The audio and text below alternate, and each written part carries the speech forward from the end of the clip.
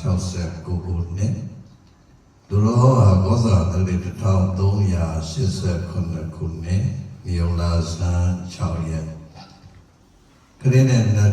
2025 ခုနှစ်ဇွန်လ1ရက်တနင်္ဂနွေနေ့ညနေချမ်းချိန်မေဃမိတော်စုလူရောက်မြို့၌ရှိသောဗုဒ္ဓဝိမု ക്തി ဓမ္မစင်တာတွင်ဆင်ញမပူဇော်သောဓမ္မသဘင်ဝဲ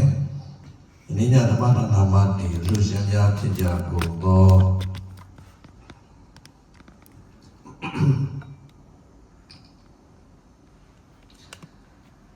နန္ဒကျေးဇူးရှင်မိဘနာမဖြစ်ကြသောဖခင်ကြီးကိုသိမိခင်ကြီးတော်ကြီးတို့အားရည်စူး၍သာသမီမြင်းမြင့်များဒီရောက်မြို့တပတ်သောမိဘများအားယေရှုအမှုတိုင်း၍ကိုတေမောင်မအေးကိခိုင်သောအမိများဖြစ်ကြသောမမြတ်စန္ဒာခိုင်မမြတ်တန်တာခိုင်မအေးစဝဲခိုင်မိသားစုများဒီရောက်မြို့ကအာတိစင်ကျင်းပ၍ဒီရောက်မြို့ဗုဒ္ဓဘာသာဝင်မိသားစုများဓမ္မမိတ်ဆွေများဘဝရည်စက်ပေါင်းဆက်ခါဆင်ရင်ကျင်းပပူဇော်အပ်သောဓမ္မသဘင်ဝဲဟောကြားအပ်သောသောတနာပိဋကအင်္ဂုတ္တရနိကေသတုကနိပတ်ဣတိဝမှာဗုဒ္ဓရှင်တော်မြတ်ဟောကြားတော်မူအပ်သောပတောဒသုတ်တံကိုအခြေခံဒါစာစဉ်ဟောကြားအပ်သည်ဉာဏ်လည်းယူပါကံလည်းပူပါမြည်ပြီးတော်တရားတော်ဗာတရားနဲ့ဉာဏ်လည်းယူပါကံလည်းပူပါဉာဏ်လည်းယူပါကံလည်းကိုပါလို့မြည်ပြီးတဲ့တရားနဲ့ဓမ္မဒါနပြုပါမယ်။ဒါကြောင့်တရားတော်ကိုမောကြမိမနာကြမိတရားတော်ရဲ့ပိုင်းရှင်ဖြစ်တော်မူသောဘုရားရှင်ကိုရောမြတ်ကြီးနဲ့တကွအနန္တောအနန္တ၅ပါးရဲ့ကိုယ်တည်စုကိုအာယုပြုပြီးတော့ဗုဒ္ဓကိုကြီးစုံမကြီးအစချီတဲ့အနန္တောအနန္တ၅ပါးမြန်မာဘုရားရှိခိုးကိုဘုံဘုံနဲ့ဓမ္မဆွေတော်မျိုးတော်မြတ်တန်ပြန်ရွတ်ဆိုပူဇော်ရင်သာဓုသုံးရင်ခေါ်၍ဓမ္မသဘင်ဖွင့်ကြရအောင်အလုံးလက်အုပ်လေးတွေရှိမယ်ရလွာလေးတွေခြားထားမယ်နှုတ်ကလည်းရွတ်နေသလိုစိတ်ကလည်းဒီချာလေးညှို့ပြီးတော့ပူဇော်ကြရအောင်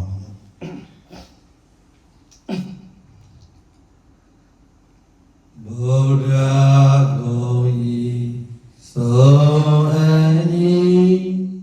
ယုံကြည်မြတ်လို့လက်ဆုံးဖို့ရှိခိုးပါ၏ဖရာဓမ္မကိုဤသောအညီယုံကြည်မြတ်လို့လက်ဆုံးဖို့ရှိခိုးပါ၏ဖရာသံဃာကိုဤသောအညီ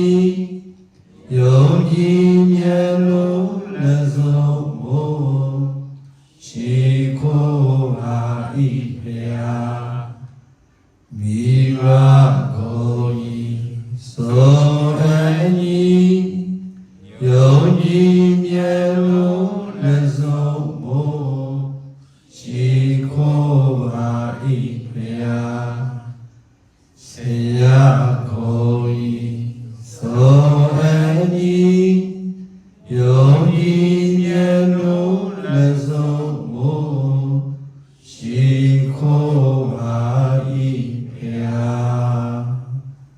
သာဓုသာဓုသာဓု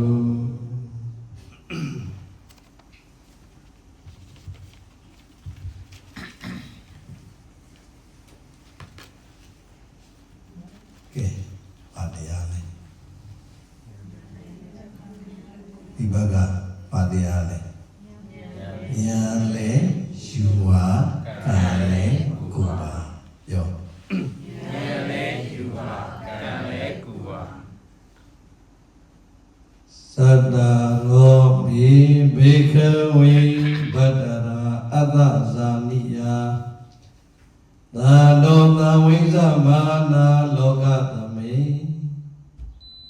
ဘေကဝေပရိသလေးပါจิตသားจิต Sadaro Limyogono Badara Kongono Atta Zaniya Mye Azani Doti Loga Dami Hori Loga Yire Nai Tando Tinsha Sija Nego I Dawidamana Ya Ako I Yasavaya Mene Padota Tota Nidama Cheda Chetamino Ne Hoi Loga Inema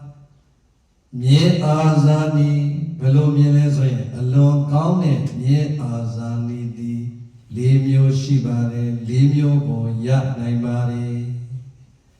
Loga Inema Mye Azani Panamyo Yane Limyo Ya Naine Oh Tao Upamani Ne Nyasavaya Ayen Hoda Jamjame Loga Yelema Mye Azani Panamyo Ya Naine Limyo Ya Naine Nabade Minga Belo Mine Soye Begawe Marina Leva Chenda Chetamito Ida Ilogana Igezo Ajodo Badaro Kaudo Atta Zaniyo Azani Miengaundi Badote Zayan Nindaye Ayeko Tita Wamiya Yui Wamiya Le Advanyao Dawe Zani Taylor E Dawe Ga Taylor Nyendo Abizadi Yapi Nabadega Cheda Chedamino Miendiha Tumiengo Mielema Sembido Maware Chene Eri Mieha Naga Miendinga Ni Bido Mayai Dimu Pridai No Nele Mabioni Balo Leto Jabolo Gode Yene Nalio Yam Yam Bido Chow Bido Aye Yam Yali Yaidala Balo Nena Ligo Yam Yam Aye Yali Chow Yali Erima Sia Yenga Ni Chachime Pridai Nena Ayeko Mielaida Oh Adake Gago Nena Modo Aye Yam Yalo Ching Chow Bibi Any Adili Yalaida Dimia Sidema Bapile Soy Tasoy Nada Kinga Lago Bapisti Jenali Nada Kingo Palo Bibu No Adale Cheche Yanema Polari Yeno Pridai Pale Pago Mielaida Pidora Nena Yaida Mobi Aye Yam Yami Chow Yalaida Yanema Oh, Nata King, how Papisti Generali. Ah, Dugo, Palo busy Generali, look, Yanema, Ola Lido. Timine, Kayin in the Pide, to the Kaigo, Yamia Yachima, Nini Yachima. Yamia Yachima did it, ah, that's why Nata King, Nago, Yamia Kibo, Chowida Bay, so there. So, Bola Yama, let we can and the Palo Lexes. Karai Bowman being it, Bijan, Bobido, Totally, Pidori, Elumina, the Mew. About her, a nature like Nena, a yam, be like that, adore desire. Mimi, Luya Kiko, Yamia Yam, Twani, being at the Mew. Yavino? To the Avenger, Long Ma. Wita Wito Loba Wida Wito Soda Pade Soloshi Dua Nena Libya you ne Hondo Dimega Dosai and Nini Matwajan to Lonely. I need I take a palace, yet Jabo Tama, Tanjoni Pai, Tanjoni. I Tanjoni a Balole Soloji. Dimi and Nique Nebo, Linibo, Majandole, Yeding a Balole. Winnie Maulidi, I not only the tool. How told it? Winnie Maulidi, Nanyone to be lady, Kajano, Namalama, Shola, Nalamana. May you lose it, I go Winnie Maulidi, go Mapashula. I lead a toji. And Winnie Maulidi, Nanyolini, Chili, Fumali, Tura, Dodo, Nanyoli, and Winnie Maulidi with us, sickness, Emma Mia Dibi, oh, other king Lago, Danione, Winnie Maulidi, Tony B. သူဘာဖြစ်ချင်တာလဲသူဘာဖြစ်ချင်တာလဲပြိဿရဲ့ဉာဏ်ထဲမှာခေါ်လိုက်တော့ဩငါသွားနေတာနှီးနေလို့ငါ့ကိုသူမြန်မြန်သွားစေချင်တာပဲဆိုတဲ့အသိဉာဏ်ချက်ချင်းပေါ်ပြီးတော့ချက်ချင်းပဲသခင်ကျင့်နှံ့အောင်နဲ့မြန်မြန်လေးကံမြောက်အောင်သွားတဲ့မြင်းကတစ်မျိုးသူကြတော့ကြာဖို့နဲ့မြောက်ရုံနဲ့ရတာအလုံးမရတန်ကျော်လေးနဲ့ဝိညာဉ်ပေါက်နဲ့ထိုးပြီးမှစိတ်ကနေနာသွားမှသခင်ရဲ့လူအင်းကိုညံနဲ့ဖောက်ပြီးတော့ကံမြောက်အောင်လက်တွေ့မြန်မြန်လေးကြီးတဲ့မြင်းကတစ်မျိုးမြင်းမတကောင်ရမယ်ရတယ်ဒီနေ့တရားမရှိကြအဲ့မြန်မြန်ပြီးခိုင်းတယ်နံပါတ်3ပြင်းကြတော့သမ္မဝေဒဝိတောပါဠိမြန်မာလိုဆိုရင်လေသူကြတော့စောစောတော့ဝိညာဉ်ပေါက်လေးတဲ့ကိုထိုးရုံနဲ့မရဘူးသူကတော်တော်ကိုလေးနေပြီပြေးတုံဆိုင်သွားနေတဲ့မြင်းဆိုတဲ့အခါကျတော့တဲ့သခင်ကဘာလုပ်ရလဲဆိုရင်စောစောဝိညာဉ်ပေါက်နဲ့ထိုးရုံနဲ့မရတဲ့မြင်းဖြစ်နေတော့သူ့ကိုအရေးတူအရေးပါးနေခါနဲ့စုပ်ပြတ်သွားအောင်နာလေးထိုးပြီးတော့သွေးတွေပါနေထွက်အောင်နာထိုးပြီးတော့မှမောင်းတဲ့အခါသူကအနှင်နာပြအောင်လည်းမရဘူးအရေးတူအရေးပါးကိုပအောင်ကိုထိုးမှသွေးတွေပါနေထွက်လာမှာတဲ့အဲ့ဒီညမှာညံထဲမှာပေါ်လာဩငါတခင်ငါ့ကိုဒီလောက်တော့နာအောင်နှိမ့်ဆက်နေတာသူဘာဖြစ်ချင်တာလဲညံနဲ့ပေါ်လိုက်တော့ဩငါနှီးနေလို့ငါ့ကိုမြန်ပြေးအောင်တော်ပြေးအောင်ငါ့ကိုထိုးနေတာပဲအဲ့ကြမှာတခါတည်းကံမြောက်အောင်သူပြင်းနေတဲ့စိတ်တွေပျော်အောင်ဝိပြီးတော့တက်ကြွအောင်ဝိပြီးတော့တော်လေးပြေးသွားတယ်တော့မြင်မတကောင်ရှိတယ်သုံးကောင်နံပါတ်1ကနေတာရဲ့အရေးအယောင်လေးချောက်လိုက်တာနဲ့ပြေးတဲ့မြင်းကတစ်မျိုးဒါပဲလို့အရေးအယောင်ပြပြီးပြေးတယ်ဆိုရင်သူမြင်းကောင်းလေးမှတော့မပါဘူးလားနံပါတ်2ကနေတာလောက်နေတော့မကြောက်ဘူးတဲ့မွေးညင်းပေါက်တဲ့ကိုတန်ညုံလေးနဲ့ထိုးမှအဲ့ဒါဆိုရင်လည်းပိကတ်ကတော့မလို့ထိုးတဲ့အတွက်ဘာဖြစ်လဲကံမြောက်အောင်သူပြေးပြန်တယ်ဆိုတော့ဒုတိယမြင်းကအချွန်လေးနဲ့မွေးညင်းပေါက်တဲ့ထိုးမှတတိယမြင်းကြတော့မွေးညင်းပေါက်တဲ့နဲ့မရဘူးအရေးတို့အရေးပါးတွေပါစုပ်ပြတ်သွားအောင်နဲ့ပေါက်ပြဲသွားအောင်ထိုးမှပြေးတဲ့မြင်းကတစ်မျိုးပြေးမနေကောင်းရမယ်နံပါတ်4မြင်းကြတော့ဒိဋ္ဌိအလောက်နဲ့မရလို့အဋ္ဌိဝေဒဝိထောတဲ့သူကတော့အရေးတို့အရေးပါစုပ်ရုံနဲ့လည်းဒီယုမဆိုင်သိဘူးတဲ့ပေကက်ကနဲ့နောက်ဆုံးကြတော့အယိုးခိုက်အောင်အယိုးထိအောင်တခါလေတန်ညော်နဲ့ထိုးလိုက်တဲ့စိုက်လိုက်တဲ့အခါကျတော့အယိုးထိပြီဆိုတော့မကျင်လားမနာလားနာရတဲ့ငါဒီတိုင်းနေလို့မရဘူးငါတကယ်ငါ့ကိုအယိုးထိအောင်ထိုးလိုက်ပြီငါပြေးမှပဲဆိုပြီးတော့ပြေးသွားတဲ့မြင်းကတစ်မျိုးတဲ့။ပေါင်းလိုက်မြင်းပတ်တော့ပြန်ပြောမယ်နံပါတ်1မြင်းကဘယ်လိုမြင်းနေတာရဲ့အရေးအကြောင်းလေးကိုပြလိုက်တာနဲ့ပြေးတဲ့မြင်းကတစ်မျိုးဟုတ်လားနံပါတ်2မြင်းကတန်ညိုလေးနဲ့ဝိညာဉ်ပေါက်ကိုထိုးဆွမှပြေးတဲ့မြင်းကတစ်မျိုးနံပါတ်3မြင်းကအရေးတို့အရေးမားတဲ့ဒီထိုးဆိုင်မှပြေးတဲ့မြင်းကတစ်မျိုးနံပါတ်4မြင်းကအယိုးထီအောင်ကိုထိုးတဲ့မခါမှပြေးတဲ့မြင်းကတစ်မျိုးဆိုတော့အဲ့မြင်းကဘယ်နှကောင်ပြည့်သွားလဲ4ကောင်သို့တော်ပြိဿရဲ့အယိုးထီရဲ့အထီပြေးသေးတယ်ဆိုရင်တော့သူလည်းပဲအာဇာနည်မြင်းထဲမှာတော့ပါသေးတယ်အဲ့တော့လောကကြီးမှာအဲ့ဒီမြင်းမျိုးဟာ4မျိုးရှိတယ်ဒါပေမဲ့လို့တချို့မြင်းကတ်တို့နွားကတ်တို့ဆိုတွေ့ဘူးလားဟောအများတော့အမေရိကန်နိုင်ငံသားကြီးတွေဆိုသိကြမှာကျွတ်တော့တောသားဆိုနွားကတ်ပြီဆိုရင်လည်းလေတခါတည်းဟာမယုံဘူးနွားလေရိုက်ရင်ဆက်မသွားမယ်ဘာလို့လဲခြေထောက်ကိုခွေချပြီးတော့ဝစ်နေတာဘုံဘုံတို့ကတော့မှဆိုတွေ့ဘူးလေအဲ့လိုနွားလေဟာရိုက်တဲ့ပေါ်လေရိုက်တာရိုက်တခါတည်းသူမထားဘူးအဲ့လိုကတ်တဲ့နွားရှိတယ်အဲ့တော့အဲ့မြင်လေးမျိုးနဲ့မပါဘဲနဲ့အယိုးခိုက်အောင်အယိုးထိအောင်ထိုးဆိုင်တာတော့မှပေကက်ကလုပ်ပြီးတော့မပြေးတဲ့မြင်းကြတော့မြင်းပိုင်ရှင်ကဆက်ပြီးတော့သုံးညအောင်ပါမသုံးညတော့ဒီလောက်ပေကက်ကမြင်းအယိုးဆိုင်အောင်ထိုးတာတော့မှမပြေးမှတော့တော်ပြီကွာ ဆိုပြီးတော့ဒီမြင်းကိုစဉ်းစားကြည့်ဘယ်ပို့ခင်ဗျားတို့အဲ့လိုမြင်းမျိုးကဲသိရင်ဝယ်မလားမဝယ်ဘူးရောင်းလို့ရနိုင်မလား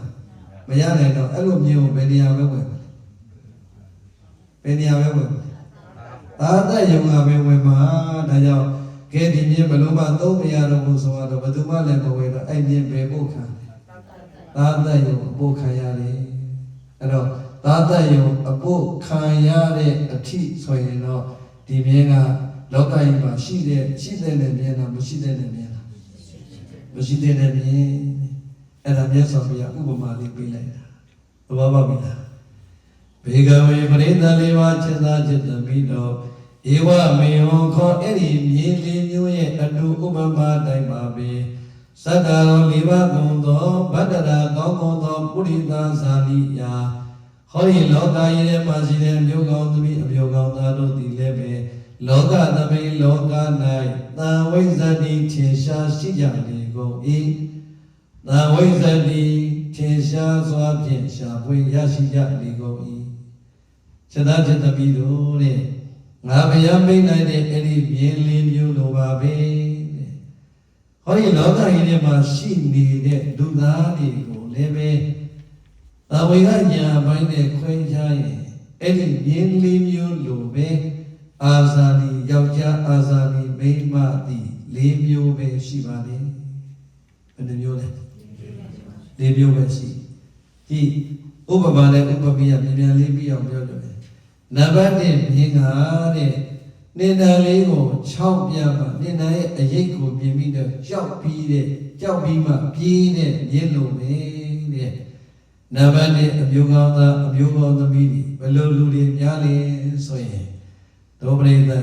သုနာတိပါဠိလေးပြောကြည့်ပါတယ်လေဘေကဝေပရိသလေးပါจิตသာจิตသမီးတို့ဣဒာရိဟောဒီလောကကြီးထဲ၌ဧကေသောအကျိုးကုန်သောဗတ္တရာကောင်းဗတ္တရောကောင်းသောပုရိသဇာနိယောအမျိုးကောင်းသာအမျိုးကောင်းသမီးတို့သည်သုနာတိနာနှင့်ဆက်ကြားရ၏ဘာလဲကြားလဲ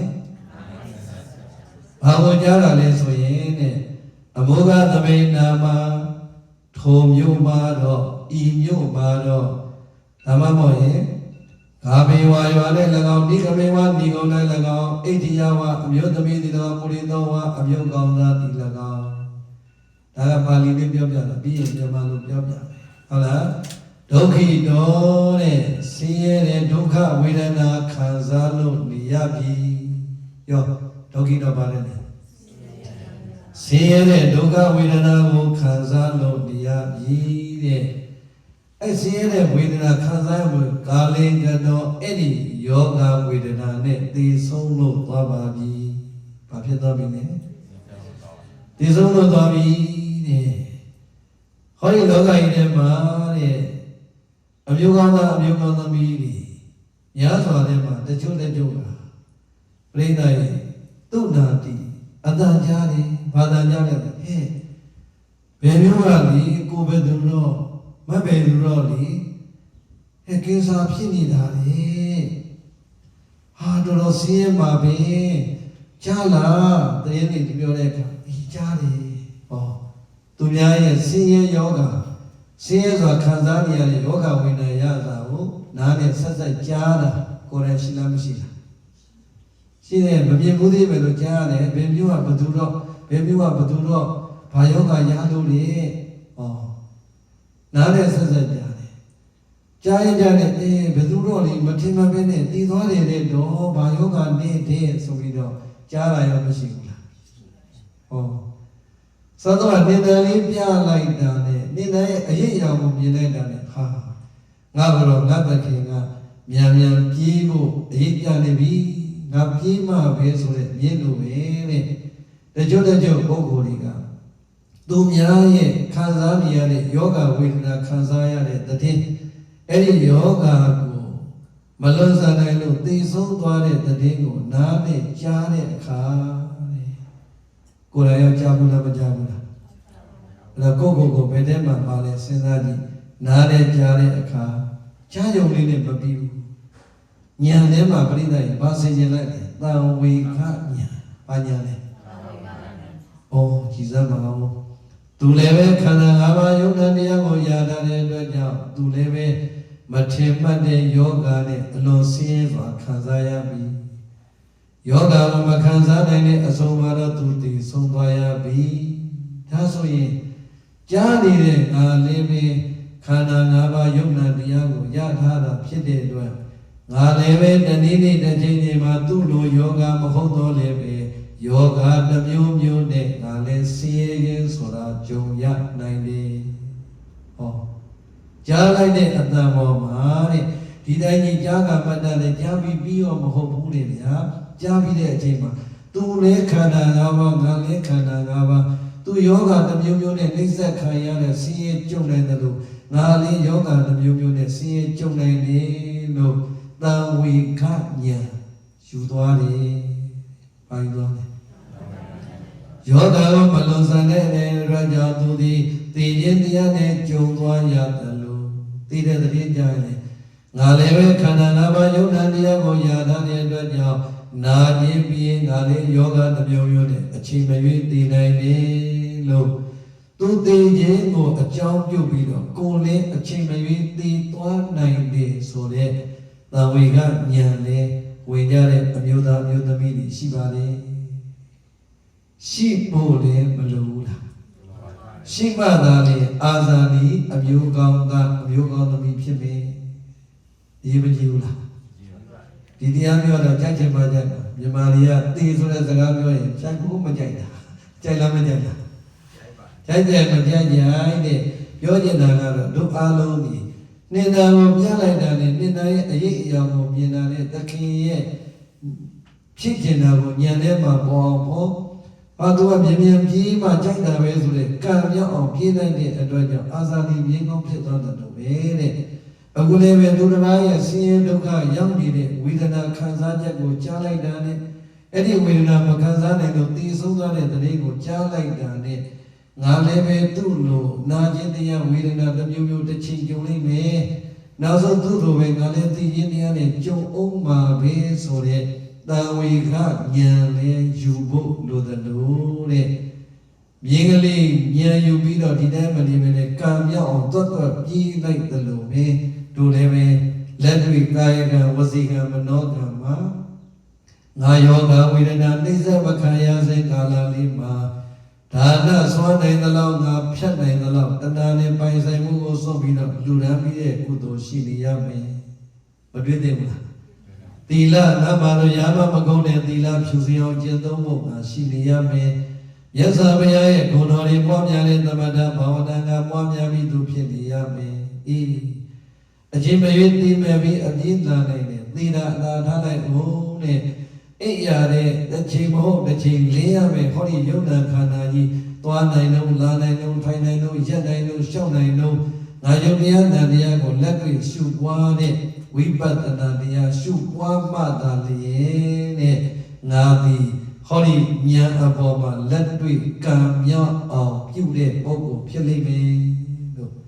သူတော်ဘာဆင်းရဲဒုက္ခရောက်နေတဲ့ဝေဒနာခံစားရခြင်း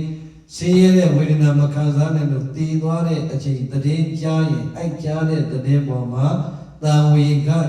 နဲ့ယူဖို့လိုတယ်လို့တဲ့ကိုယ်တိုင်လေးနာကျင်ခံခတ်တဲ့ယောဂဝေဒနာမရခင်မတည်ဆုံးခင်မှာဒါနသီလသမထဝိပဿနာကုသိုလ်ကံကိုငါပြုရမယ်လို့ဉာဏ်နဲ့ယူဖို့လိုတယ်လို့ကံနဲ့ကူဖို့လိုပါလေသဘောပေါက်ပြီလားဒါဆိုရင်ဉာဏ်လည်းယူပါကံလည်းကူပါဆိုသဘောပေါက်ပြီလားဉာဏ်ကတော့ယူဖြစ်တာများလားမယူဖြစ်တာများလားယူတာတော့တော်တော်များများအေးဒူလည်းပဲဒီမယောဂများရမလဲမသိဘူးသိမရောက်ပါဘူးဟဲ့ဟုတ်တယ်ဟဲ့တောင်းလိုက်တာဟဲ့မနီးရမှာအကောင်းကြီးတော့ဒါနဲ့ပဲပြီးသွားတာပဲဟုတ်လားအေးတနာပါလေနော်သူမကလေးကဘယ်နှယောက်ကြတာတော့သူမိမသူယောက်ျားလည်းအဲ့ဒါနဲ့ပဲပြီးသွားတာပဲဟုတ်လားဉာဏ်ဖြစ်တာတော့လမ်းစောမဖြစ်ပါဘူး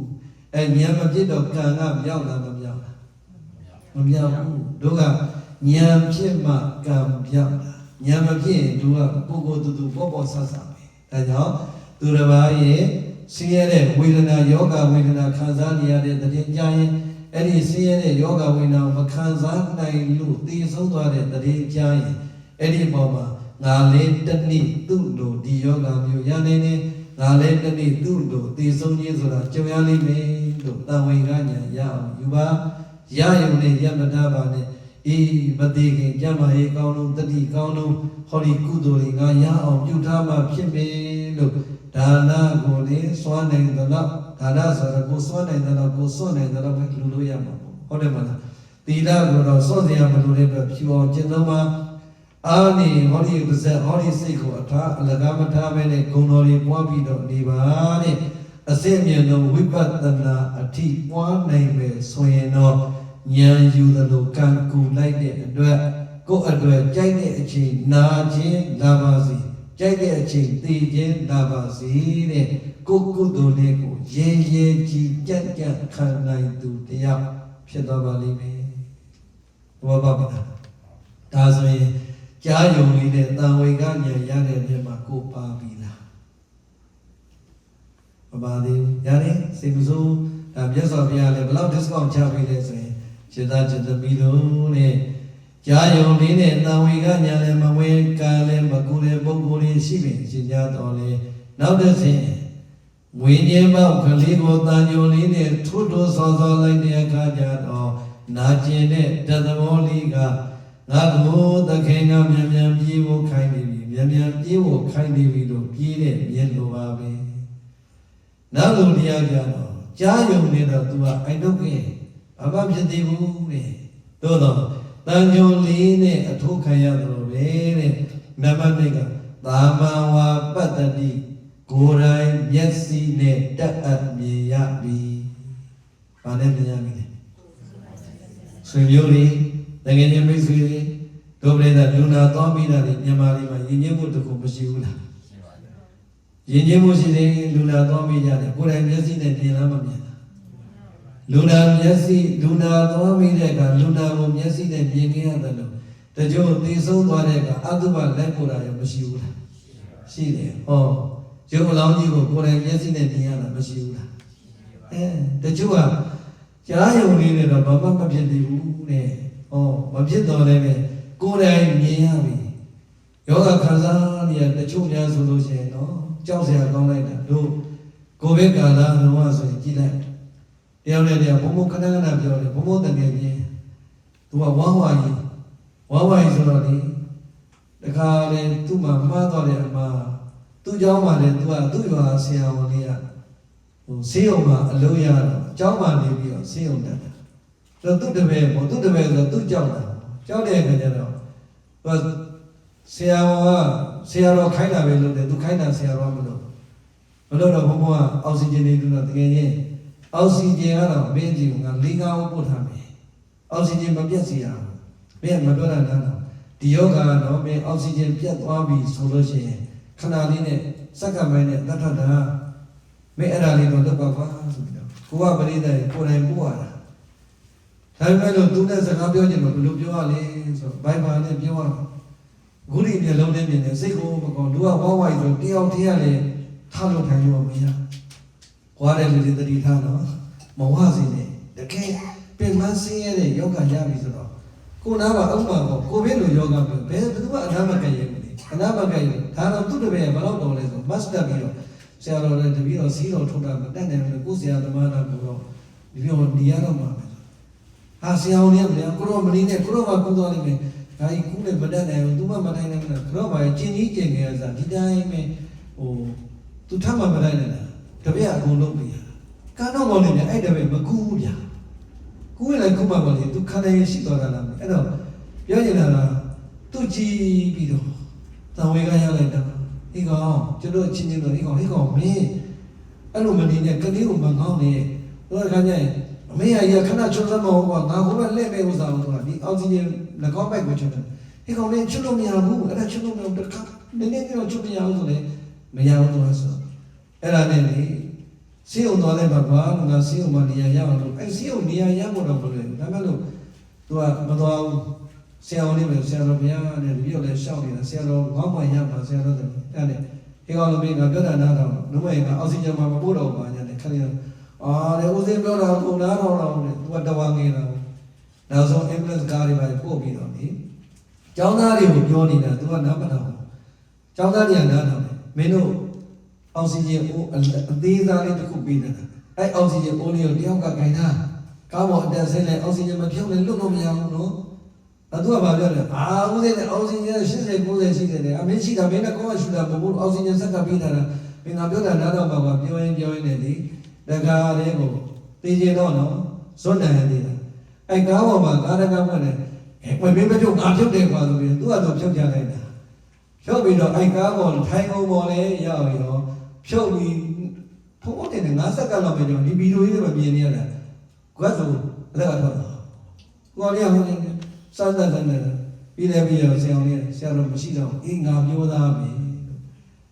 ပြိတ္တရေသူ့မြင်လိုက်တာလေကျုပ်ကတော့တံဝေကဘာရောက်တော့ဒီလားတသလုံးဝအောင်မလို့တော့ကွာဟုတ်ကဲ့အဲ့ဒါပဲဒါကြောင့်တခါတခါမှလူနာတွေကိုသွားမိတဲ့ကမှာပြိတ္တရေကိုရှိနေတယ်အဲ့လိုမျိုးခံစားရခတ်နေတာကိုယ်တိုင်မြင်တာမရှိဘူးလားမခံစားတယ်လို့သိသွားတယ်ခင်ဗျားတို့ရုပ်အလောင်းတွေမတွေ့ဘူးလားတွေ့ဘူးတယ်ကဲကိုယ့်အကိုပြန်စဉ်းစားကြအဲ့လိုနာကျင်ခံခတ်တဲ့ယောဂဝိညာဉ်ခံစားနေရတဲ့လူနာတယောက်ကိုသွားမိတဲ့အချိန်ဒါမှမဟုတ်သိဆုံးသွားတဲ့လူတွေတယောက်ကိုရုပ်အလောင်းကြီးကိုသွားပြီးတော့ကိုယ်တိုင်ကိုယ်မြင်ရတဲ့အချိန်မှာရောကိုယ်စိတ်ထဲမှာကိုယ်တိုင်မြင်ပြီးဆိုတော့ဘုရားကမြင်လို့ပဲအချွန်လေးနဲ့ဝိညာဉ်ဘောအထုံးမခံရဘူးလားကြားရတာနဲ့ခံစားချက်တူလားစိတ်ကြီးမကောင်းလိုက်တာမဖြစ်ဘူးလားရှင်းတော့ပြီဒါကိုယ်တိုင်မြင်ခဲ့တာဘုံဘုံကိုယ်တိုင်ပဲအဲ့တော့စိတ်တွေအဲ့လိုမျိုးမြင်ဖြစ်လိုက်တဲ့အချိန်မှာတဲ့ရသော်ဘုရားကထိုးစားခံရတဲ့မြင်ဟာငါတကယ်ကတော့ငါ့ကိုဝိညာဉ်ပေါက်နဲ့တန်ကြုံနဲ့ထိုးနေပြီဒါကတော့မြန်ပြေးခိုင်းတာဆိုပြီးတော့ညာလဲယူတယ်လို့လက်တွေနဲ့ကန့်ကူပြီးတော့ပြေးလိုက်တဲ့အခါသူသည်အာဇာနည်မြင်းကောင်းတစ်ကောင်ဖြစ်သွားတယ်ကဲမြင်းကတော့အာဇာနည်မြင်းကောင်းဖြစ်ပြီတို့တွေအဲ့ဒါလို့ကိုယ်တိုင်မြင်တော့ကကိုဟာကိုတံဝေကညာလေးဘယ်လောက်ရခဲ့သလဲကိုဟာကိုပဲမေးဘုန်းကြီးပြောစရာမလိုရခဲ့တာများလားမရခဲ့တာများလားမမလေးမလေးယောဂဟဲ့တော်ခံစားရတယ်လို့သူကြည့်ရတော့မလေးငါတနာလိုက်တာရဲ့ပြောတာမလေးငါတို့လည်းအဲ့လိုခံစားရနိုင်တယ်နော်လို့တွေးဘူးလားကိုကတံဝေကမရလို့ဘေးရတယ်ဟဲ့တို့လည်းတတိနာလို့တို့လည်းအဲ့လိုမျိုးယောဂမရဘူးလို့မပြောနိုင်ဘူးဟဲ့နမိတ်မရှိတမာမရှိပြန်လေဟလားချက်ချင်းကိုမလုပ်ဘူးလားအဲ့လိုပဲတချို့လည်းယောအလောင်းကြီးမြင်နေတာတော့တချို့ကမလီတီတောင်လုံးလုံးနဲ့မျက်နှာလေးပြုံးနေတယ်လို့ပဲပေါ့ဒုက္ခပဲတံဝေကညောင်ကြည့်ခိုင်းမှလူနာအလှသွားကြည့်နေဟလားအဲ့တော့ပြောချင်တာကကိုပြန်ပြီးတော့စဉ်းစားရပါကနံပါတ်1မြင်းကတော့ဉာဏ်ယူတယ်လို့ကန့်ကူသွားပြီငါလည်းပဲလောကကြီးဓမ္မမိတ်ဆွေအချင်းချင်းဆွေမျိုးအချင်းချင်းမိတ်ဆွေအချင်းချင်းကြားထဲမှာလူနာသွားပြီးတဲ့အခါကိုယ်တိုင်မြင်တဲ့အခါလူသည်ရုပ်အလောင်းအတုပပို့တဲ့အခါငါကိုယ်တိုင်မြင်တဲ့အခါငါလည်းပဲတစ်ချိန်ချိန်မှာသူ့လိုခံစားရခက်တဲ့ဝေဒနာမျိုးလေးကြုံနိုင်တယ်သူ့လိုငါလည်းပဲတနေ့နေ့သိတဲ့အခါရုပ်အလောင်းကြီးဘဝရောက်အောင်မင်းလို့တံဝေကညံဝင်မှသာလေငါမနာခင်ငါမသိခင်ငါပြုရမယ့်ဒါနကုသိုလ်ပြုမှဖြစ်တော့မင်းအဲ့ကြမှာတံဝေကညံပေါ်မှာကံပြုဖို့တတိယဟုတ်လားအဲ့ဒါပဲတံဝေကညံမပေါ်ရင်ကံမပြုဖြစ်ဘူးဟလားဒါနပြုခြင်းနဲ့လူကျင်လိုက်တာတော့စိတ်ထဲဖြစ်နေတယ်လူမှစိတ်ထဲဖြစ်နေတယ်လူစကားစကားလေပြောရတာသိမွေ့တာနော်တခါလက်မြန်တော့တခါကိုယ့်ရဲ့ကိုယ်စရာအကြောင်းတွေတွေးနေလူရင်မလူသေးရင်ဒီလိုမျိုးကြည့်လို့ကြတော့ဖြစ်လားမဖြစ်လားဒါဖြစ်မှာပေါ့ကိုယ့်အခက်ခဲနဲ့ကိုဒါလူတဲ့ကိစ္စတော့အများကြီးမဟောလို့ဘူးဒါကိုယ့်အကြောင်းကိုတီလာကြတော့လူတာလို့ပတ်စံကိုယ်စရာလိုသလားဖြူဖို့မလိုဘူးလားဂုဏ်တော်ပွားတာလည်းပတ်စံကုန်လားဝိပဿနာမှတ်တာလည်းပိုက်ဆံကုန်လားတကယ်မြင့်တဲ့အလုံးကြီးသုံးခုကသီလသမထဝိပဿနာကပိုက်ဆံတစ်ပြားမှမကုန်ဘူးဗျာမကုန်မင်းနဲ့ကိုအဲ့ဒီတာဝေကညံပေါ်မှာကံလက်တွေ့မြောက်အောင်ကံကူလို့ရလားမရလား ငါလည်းအချိန်မရွေးသူ့လိုနာခြင်းတရားနဲ့ကြုံနိုင်တယ်ငါလည်းအချိန်မရွေးသူ့လိုသိခြင်းတရားနဲ့ကြုံနိုင်တယ်ကြီးတာငယ်တာရွယ်တာလက်တာအမေရိကန်မှာနေတာမြန်မာမှာနေတာဘာမှမပြောနဲ့လူတိုင်းကြုံနိုင်တယ်ဒီတော့ငါ့ကိုသူကနေတန်ဝေကညာပေးနေတာပဲသူ့ကိုမြင်လာငါ့ကိုတန်ဝေကညာပေးနေတာပဲလို့ဉာဏ်ကိုရအောင်ယူပြီးရင်လက်တွေ့ကံကူတဲ့အနေနဲ့ကိုပြုခြင်းနဲ့ကုသိုလ်ကိုမြန်လေးပြုထားဖို့လိုပါတယ်။ကဲ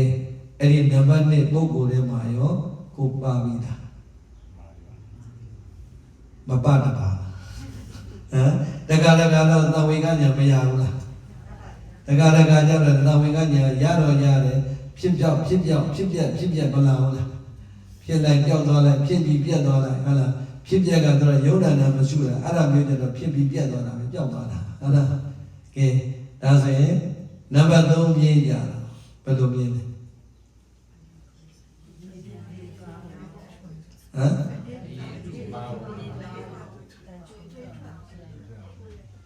ဖြစ်အရေးတူအရေးပါတဲ့ကိုတွေးထွက်အောင်ထိုးစိုက်ခံရတဲ့မြင်နဲ့မြေတော်ကခတ်တာကျုပ်ကခေါ်ရတာအားငယ်အမေရိကန်တက္ကမကြီးခေါ်ရတာဆိုတော့မြင်တယ်တိကျမမြင်ဘူးလားမသိပါဘူးဟမ်ကျုပ်တို့ကငယ်တော့မန္တလေးမှာကြီးခဲ့တာဆိုမန္တလေးမှာကျုပ်တို့ငယ်တော့မြင်းလဲနဲ့ပဲသွားတာလေဟာတစ်ခါတလေညနေမြင်းကရှိနေအဲ့မြင်းလဲမောင်းတဲ့လူကိုကပြန်ချော့တယ်ဟဲ့ဒီကမှာဗျာအဲ့လိုကြီးမရိုက်ပါနဲ့ကျုပ်တို့မလုပ်ပါနဲ့မသွားရပါနဲ့ဟာမြင်းကတ်နေလို့ရိုက်တယ်အဲ့မှာတို့ကြောက်တော့မှသူကထိတ်ပါတော့ဖေမိုင်းလေးမှာခါကျရိုက်တော့ပြန်သူအဲ့ဒါနဲ့ထိုးတာတန်ကြော်နဲ့လေ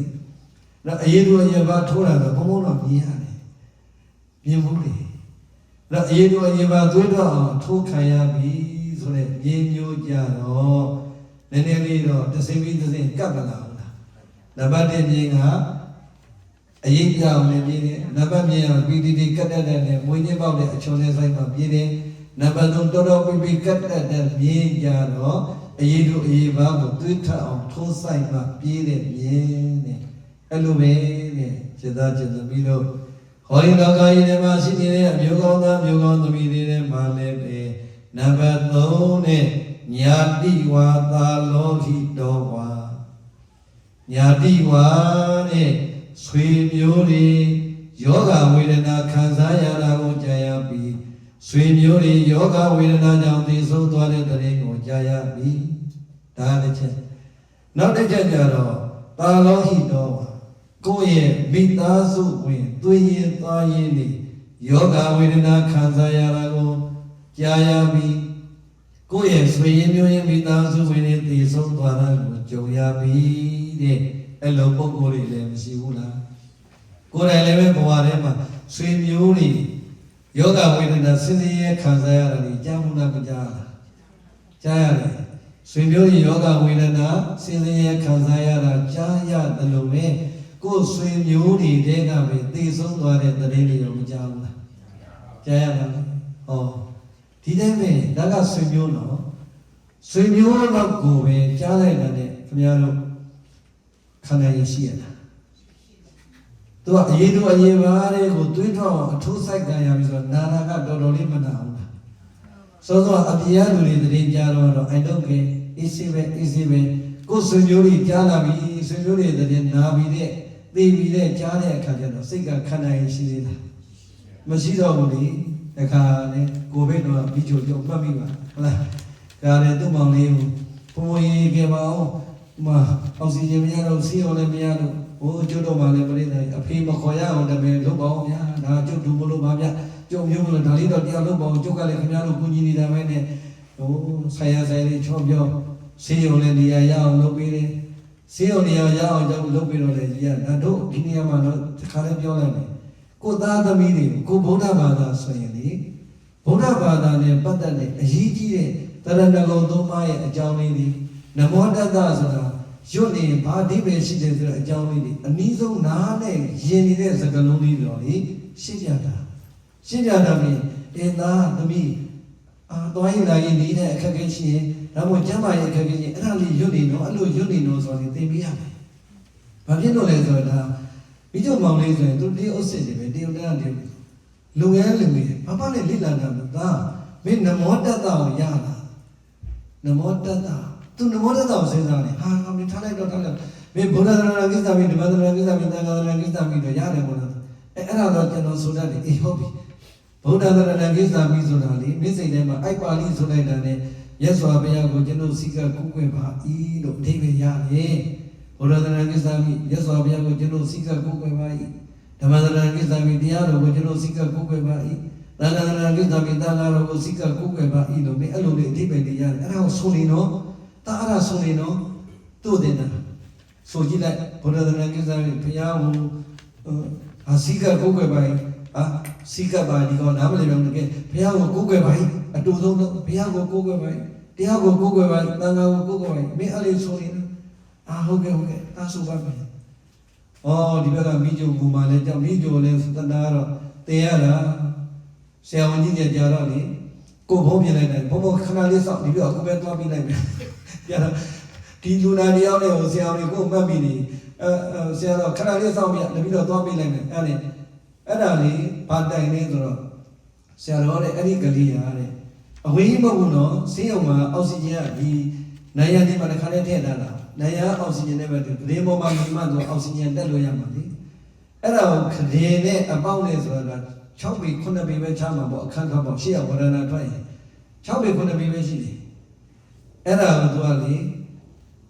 သူကဝရဏထွက်လျှောက်တယ်လို့ပြောနေတယ်ဘုံဘုံလျှောက်လို့မရဘူးနော်ဒီကလေးကအောက်ဆီဂျင်တော်တော်ကျနေတာတဲ့အောက်ဆီဂျင်ဖြုတ်လိုက်တာနဲ့ဒုက္ခရောက်မှာတော့အဲ့ဒါလေးဘုံဘုံပြောပြပါသူ့ကိုပြောတယ်ကမင်းအောက်ဆီဂျင်ရဲ့သဘောဆိုတာကလေလို့မင်းစက္ကန့်30တော့မခံဘူးနော်10မိနစ်မပြည့်ဘူးမင်းအောက်ဆီဂျင်တကယ်လိုနေတဲ့ချိန်ပဲမင်းကျိုးဖြုတ်လိုက်တာနဲ့မင်းအသက်ထွက်သွားမှာအသာခုကောင်းပါလေတဲ့ဘာပြောသူအောက်ဆီဂျင်ကစက္ကန့်ပေးတာတော့သူကပုံမှန်အကိုပြည့်တဲ့သူကအဝေါ်စရာကြီးတော့ငါပြတ်တတ်တဲ့လူလိုပဲအောက်ဆီဂျင်တာပေးတာပြောဆိုပဲဘာတွေလည်းပြောလို့ရတယ်အောက်ဆီဂျင်လွတ်သွားတာဘုရားမင်းသားတော့မင်းကိုစက်ကပေးနေတာမင်းနှကောင်းတော့မင်းတဘာဝနဲ့ရှူနေတာမဟုတ်ဘူးငါပြောတာတော့မင်းရှေ့ကိုမထွက်ရအောင်လို့မင်းဝရဏထွက်ခြင်းတယ်လို့ဆရာအောင်ကြီးထွက်လို့မရအောင်လို့ပြောတယ်ဒီနေ့ဒီလေးပါမဟုတ်ဘူးသားရဲ့ဒီတော့မဟုတ်ကလေးအောက်တော့မင်းဆင်းလို့မရဘူးကွာလို့အဲ့ဒါလေးနားတော့မှပြောတာပါလေပြောရင်လည်းပဲထင်တယ်လည်းပဲနောက်ကျတော့ဖုံးအောင်ပဲကျုပ်ကလည်းခဏနားနဲ့ miss call လေးတွေတွေ့ရောပြန်လဲခေါ်တယ်ဆရာတော်ကြီးနဲ့ဆရာတော်ကတည်းကတော့ထွက်သွားပြီဘယ်ထွက်သွားတာလဲအသက်ထွက်သွားပြီဘယ်လိုဖြစ်တာလဲဆရာတော်ရောက်တယ်လို့ပဲလေ तू ကဘေးကလူနာအချင်းချင်းကနေဒါမလို့ရအောင်ပြောလိုက်ကြတယ်ခဏလေးတော့ထွက်ချောင်းမှဖြစ်မယ်ဆိုထွက်လိုက်တာဘုန်းကြီးနဲ့အခန်းပြင်တော့မရဘူးလေပြောချင်တာကအဲ့လိုမျိုးဆွေတွေမျိုးတွေမြန်မာနိုင်ငံမှာတည်သွားတာငိုတာအမေရိကန်မိချိုကိုဒီလိုရေးလို့ငါလည်းကြိုးစားတာပဲမရဘူးသူလည်းအောင်ပြောချင်တာကတို့တွေကကြံတဲ့သတင်းတွေသစိမ့်တွေသတင်းကြားရင်ဘာမှမဖြစ်တော့လည်းပဲဆွေမျိုးတွေယောဂဝိညာဉ်ခံစားနေရတယ်ဒီလေဆိုလို့ရှိရင်သတင်းကြားလိုက်တယ်ဒီဘက်ကလူတွေပြန်တော့ကပ်ပြီးတုံလို့မနေဘူးလားဒါဆွေမျိုးပဲရှိနေတယ်နော်ကာဆယ်ပေါ့လေတည်ဆုံးသွားပြီဆိုတော့လည်းမခံစားနိုင်ဘူးကိုကြရတာဒါကကာဆယ်နေပဲအရေးဆိုရင်တော့ပြောစရာတော့မလိုသေးတာကိုယ်အိမ်မှာတရားယောဂဘာယောဂတဲ့ကစ္ဆာတဲ့ဘာစီဂျိုတဲ့ဘာဖြစ်နေပြီတဲ့လို့ကြားလိုက်တာနဲ့တအိမ်လုံးရဲ့ရင်ထဲမှာတခါနဲ့ဒီခံစားချက်ကြီးကအမြဲတမ်းနှိမ့်ဆက်လို့မနေဘူးလားဒါကြောင့်အရေးတို့အရေးပါကိုထိုးဆိုင်ခံရမှညံပေါ်ပြီးတော့ကံမြောက်အောင်ပြေးတဲ့မြင်းလိုပဲတချို့တွေကသူများအကြောင်းကြားတဲ့အချိန်မှာနေသားထိုင်တာနေတဲ့ကြတော့လည်းပဲကိုယ်ဆွေမျိုးတွေဒါမှမဟုတ်ရင်သွေးသားမိသားစုဝင်တွေယောဂဝိညာဉ်နှိစ္စခရပြီသိဆုံးသွားပြီဆိုတဲ့တည်ကိုကြားရင်တော့အဲ့ဒီပုဂ္ဂိုလ်ဟာလည်းပဲတန်ဝေကဉာဏ်တွေရပြီးတော့ကံရောက်အောင်ပြုတတ်ပါလေအဲ့တော့ဘုန်းပြောရင်ကနံပါတ်1တဲ့မပါသေးရင်တော့နံပါတ်3ကျတော့ကိုယ်အိမ်ပေါ်ရောက်လာပြီဖြစ်တဲ့အတွက်မပါဘဲနေလို့ရသေးတာအဲ့ဒီပုံမှာပါနေသေးတယ်ဆိုရင်ကိုအာဇာတိအမျိုးကောင်းသားထဲမှာတော့ပါသေးတယ်ကိုယ်ဆွေမျိုးတွေကိုယ့်ရဲ့သွေးရင်သားရင်ဒီလိုမျိုးကြုံတဲ့အခြေတော်မှာတာဝေကဉာဏ်လည်းမဖြစ် ဒါနသီလသမထဝိပဿနာကံလေးမြောက်အောင်မကြိုးစားဘူးဆိုရင်တော့အဲ့ဒါကိုပြန်ပြီးတော့တတိပေးဖို့လိုပါလေငါလေဘာဖြစ်မလဲငါဘလောက်ချစ်ချင်းတဲ့ငါရဲ့ညီကောင်မောင်နှမဝမ်းခွဲနေလေးပဲဟောဒီလိုနာခြင်းတရားနဲ့ကြုံသွားရပြီနာခြင်းတရားမခံနိုင်တဲ့အတွက်သိခြင်းတရားနဲ့ကြုံသွားရပြီငါရဲ့သူရင်သားရဲ့ညီကောင်မောင်နှမဆွေမျိုးသားချင်းဒီအဖေတွေအမေတွေဦးကြီးဦးလေးတွေလည်းပဲငါတို့လိုပဲခန္ဓာ၅ပါးယုတ်တတရားရသွားတဲ့အတွက်ကြောင့်ပြင်းထန်တဲ့ယောဂဝေဒနာဆင်းရဲကိုခံစားသွားရသလိုဒီဆုံးခြင်းနဲ့လည်းကြုံသွားရပြီဒါဆိုရင်ငါလည်းပဲတဲ့သူတို့လိုပဲခန္ဓာ၅ပါးယုတ်တတရားကိုရသွားတဲ့အတွက်ကြောင့်အချိန်မရွေးသူ့လိုနာခြင်းတရားနဲ့ကြုံနိုင်တဲ့အချိန်မရွေးတည်ခြင်းတရားနဲ့လည်းကြုံနိုင်တယ်လို့သူ့ကိုကြည့်ပြီးတော့တန်ဝေကဉာဏ်နဲ့ဝင်ပါတဲ့တန်ဝေကဉာဏ်လေးနဲ့ရပ်မထားပါနဲ့ငါဒီတေဝသူများပြုမဲ့ကုသိုလ်အများကိုမျှော်နေမဲ့အစာမသေးခင်နဲ့ဒါမှမဟုတ်ငါမနာခင်ယောဂဝေဒနာကအိယာထဲမှာဖြာတဲ့မိစ္ဆာလိုမပြီးခင်ကာလလေးမှာငါပြုနိုင်တဲ့ဒါနကုသိုလ်စွမ်းနိုင်တဲ့လောက်လေးငါမှပြန်တွေးရင်လှူပြီးသားဒါနကုသိုလ်လေးတွေပြုဖို့အာယုရှိဖို့တော်တယ်အေးငါရဲ့ဖြူစင်တဲ့အကျင့်သီလကိုပြန်တွေးတိုင်းမှာငါသီလကုသိုလ်တွေပြန်ဖော်နိုင်ဖို့လိုတယ်ဒါနမှတ်တမ်းသီလမှတ်တမ်းဒီကိုယ်မှကြံဖို့မလိုဘူးလားကိုယ်ဝါဒီကြပြည့်တဲ့သမထဘာဝနာမြတ်စွာဘုရားရဲ့ဂုဏ်တော်တွေကိုပွားများပွားထားမယ်ဆိုရင်နာခြင်းတရားနဲ့နှိစ္စခံရပြီဆိုရင်ကိုပွားနေကြဂုဏ်တော်လေးပဲပွားပြီးတော့နေမယ်ဆိုရင်တော့မှအာယုံပြုမှုအကောင်းလေးမရနိုင်ဘူးလားရနိုင်တယ်ဒါရီယာပြောရင်ရှိပါသလို့ဘုံဘုံကိုယ်တိုင်ပဲပြိတ္တရဲ့အဲ့ရထဲမှာဒီလိုဖြတ်သန်းခဲ့ရတာပဲလေအဲကြောင့်အလုံးကိုပြောချင်တာကအယိုးအရေးတို့အရေးပါကိုထိုးဆိုင်ခံရတဲ့မြင့်လို့ပဲကိုယ့်ရဲ့ဆွေမျိုးတွေကိုယ့်ရဲ့တွေးရင်သားရင်တွေနာခြင်းနှိမ့်ဆက်သေးခြင်းခံရပြီဆိုတဲ့အချိန်မှာလည်းပဲဒီတိုင်းကြီးမနေပါနဲ့ငါလည်းတနည်းသူတို့လိုကြုံနိုင်တယ်လို့တန်ဝေကဉာဏ်နဲ့ယူပါလက်တွေ့ကံမြောက်အောင်လည်းပဲဒါနသီလသမထဝိပဿနာကိုပြုပြအောင်ပြုလိုက်ပါအဲ့ဒါဆိုရင်တော့အာဇာတိအမျိုးကောင်းသားအမျိုးကောင်းသမီးတွေပါသေးလားမပါသေးလားပါနေသေးတယ်ဖခင်များဘယ်လောက်ဒစ်ကောက်ချပေးနေတပြေးနဲ့အားပေးလာတာမင်းတို့အဲ့အချိန်လေးကြီးရသေးတယ်ကွာအဲ့အချိန်လေးကြီးယူလိုက်ကြနောက်ဆုံးမြတ်စွာဘုရားမိတဲ့စကားလေးနံပါတ်၄မြင်ကြတော့အရေးတို့အရေးပါကိုထိုးဆွရုံနဲ့မဟုတ်ဘူးလေဗျာဘာဖြစ်လဲအယုတ်ထိအောင်အယုတ်ခိုက်အောင်ထိုးဆိုင်ခံရပြီဆိုတော့အရေးတို့အရေးပါနေပြီးတော့အယုတ်ဒီထိုးဆိုင်နောက်တစ်ပတ်မပြေးဘူးဆိုရင်တော့ဥမဥသိထိဖို့ပဲကျန်တော့တာဟုတ်လားမဟုတ်လားမြင်းတင်းကလည်းအဲ့လောက်ပြီးတော့ရက်ဆက်ခြင်းမှာမဟုတ်တော့ဘူးလေအဲ့တော့အယိုးလောက်အထိထိုးဆိုင်ခံရမှပြေးတဲ့မြင်းမျိုးလည်းပဲလောကမှာရှိတယ်ပြိဿရဲ့ပိကကတော့ပိကကပဲဒါပဲလို့အယိုးထိသွားတဲ့ကပြေးသေးတယ်ဆိုရင်တော့မြတ်စွာဘုရားကဘလောက်တစ်ကောက်ချပေးလေအဲ့ဒါလည်းပဲအာဇာတိမြင်းထဲမှာပါသေးတယ်ပြိဿရဲ့မြတ်စွာဘုရားအားပေးတာလေးသဘောပေါက်လားကြည့်နော်ခြေသားပြီးတော့နံပါတ်၄ပြည့်လို့ပဲတဲ့အယုကိုထိအောင်ထိုးဆိုင်ဆွခံရမှနာကျင်ခံခတ်တဲ့အခါကျတော့ကြောက်လန့်ပြီးတော့ပြည်သလိုပါပဲမင်းတို့လည်းပဲသာမေညီဝဖုံထောဟောတိသာမေညီဝသမ္မာဣဝမိမိကိုယ်တိုင်ကလည်းဖုံထောယောဂဝေဒနာနိစ္စခံရသည်ဟောတိဖြစ်၏ဟောစောစောကသွေးသားရင်းတွေဆွေမျိုးတွေအခုကျတော့အဲ့ဒီလူတွေနဲ့မဆိုင်တော့ဘူးတဲ့မိမိကိုယ်တိုင်အိယာထက်ကိုရောက်လာပြီတဲ့ဗျာဘယ်ကိုရောက်လာလဲမိမိမှာယောဂဝေဒနာသိစခံရပြီးသွေးတို့နှလုံးစီးညိုစသည်ဖြင့်ပြင်းထန်တဲ့ယောဂဝေဒနာသိစခံရပြီးပြီးသွားတဲ့နောက်ကလည်းဘယ်တော့မှမပေါ်ပါစေနဲ့လို့ဆုတောင်းနေရတဲ့ကိုဗစ်လိုယောဂမျိုးကြီးရပြီဆိုတဲ့အခါကျတော့သာမင်ကြီးဝသမ္မာအေဝသူများခံရတာလားကိုယ်တိုင်ခံရတာကိုယ်တိုင်ခံရပြီတချို့ကပြိဿရဲ့ဆွေမျိုးတွေတွားရင်သားရင်တွေ နာရာဖျားတာသေတာတော့မှဘာမှအာယုံမပြုသေးဘူးဘာမှမဖြစ်သလိုပဲသို့တော့ကိုယ်တိုင်ဖြစ်ပြီဆိုတဲ့အခါကျတော့နေလို့ရနေတာ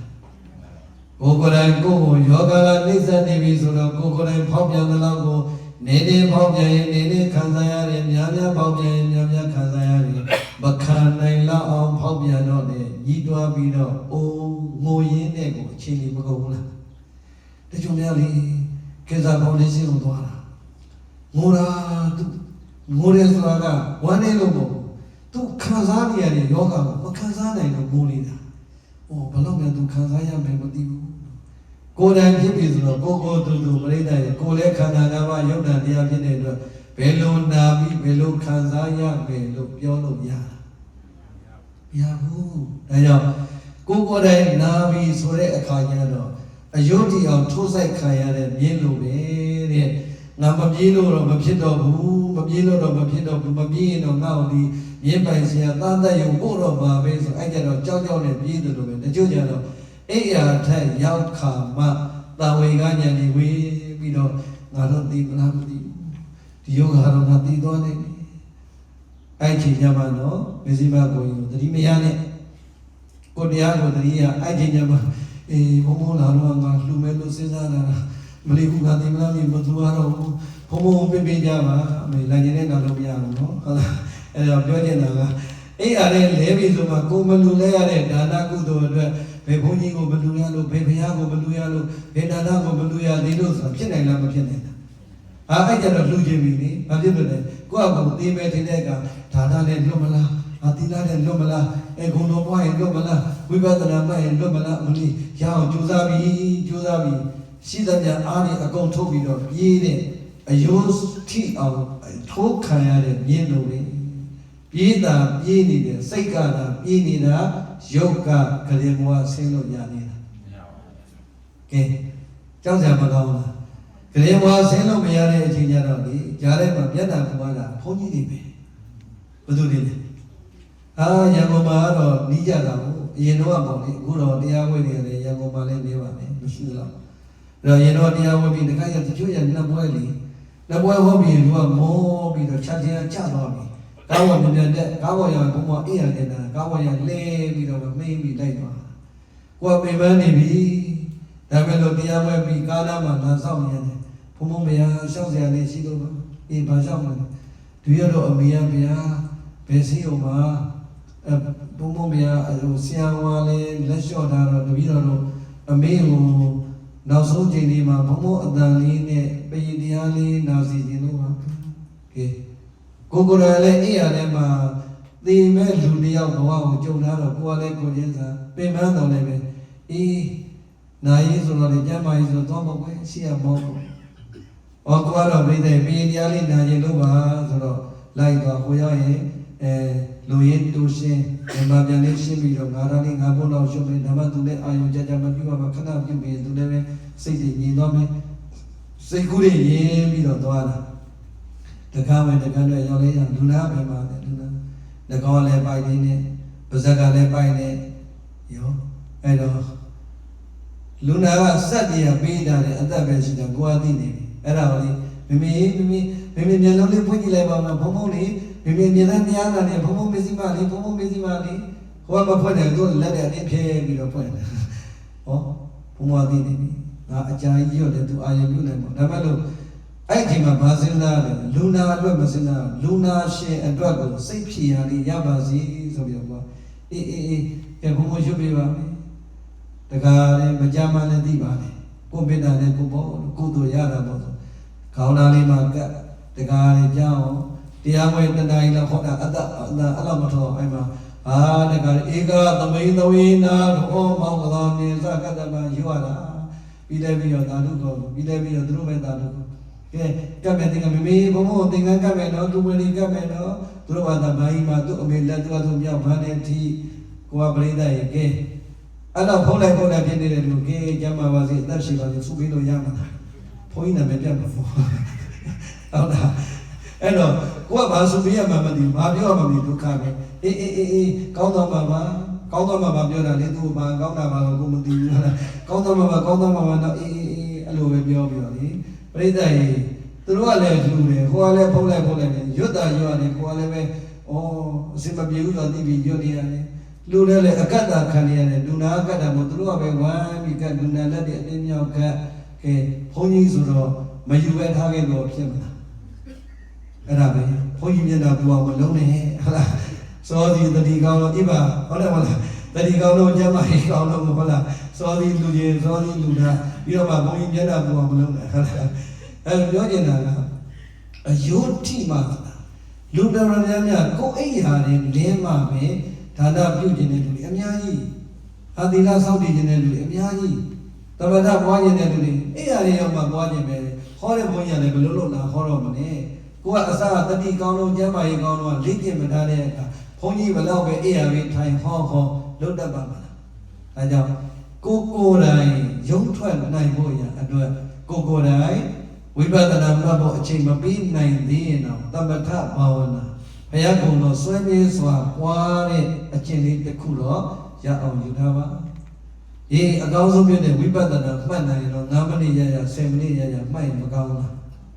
တို့ဒီအဲ့ရတယ်လဲပြီဆိုရင်ဘာယောဂနဲ့ဘယ်လိုဖြတ်သန်းရမှာမသိတဲ့အတွက်ကိုကဒါနကိုအာယုပြုလို့ရတဲ့ယောဂလောက်ပဲရတယ်ကျန်တာတွေမလုပ်နိုင်တော့ဆိုရင်ကိုမှပြုထားတဲ့ဒါနကုသိုလ်မှတ်တမ်းလေးအစွမ်းလူမူတာသင်္ကန်းလူမူတာကျောင်းလူမူတာစိတ်လူမူတာလမ်းလူမူတာစသည်ဖြင့်ကိုအလူလေးကိုအာယုပြုပြီးတော့နေခွင့်ရတဲ့ယောဂမျိုးနဲ့နောက်ဆုံးခြေဆိုတော့မကြုံနိုင်ဘူးလားအေးဒါနပေါ်မူလက်တွေ့